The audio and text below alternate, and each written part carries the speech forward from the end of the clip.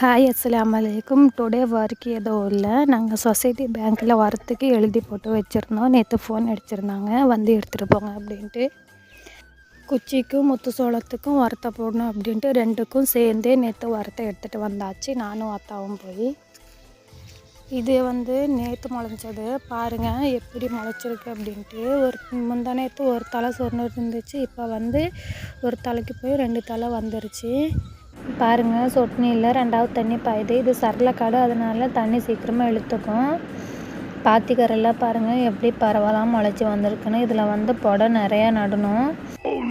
நாளைக்கு எதில் வரலையோ அதிலெல்லாம் புடை சோளம் போடணும். குச்சி காட்டிலையும் அப்படி தான் பாருங்கள். குச்சி நட்டு 5 மாதம் ஆச்சு. இப்போ அதுக்கு உரத்தை வச்சோம்னா கிழங்கு நல்லா விழுவுன்னு சொன்னாங்க. இந்த வீடியோ உங்களுக்கு பிடிச்சிருந்துச்சுன்னா லைக் பண்ணுங்கள், கமெண்ட் பண்ணுங்கள், மறக்காமல் சப்ஸ்கிரைப் பண்ணுங்கள். விவசாயத்தை என்றைக்குமே மறந்துடாதீங்க.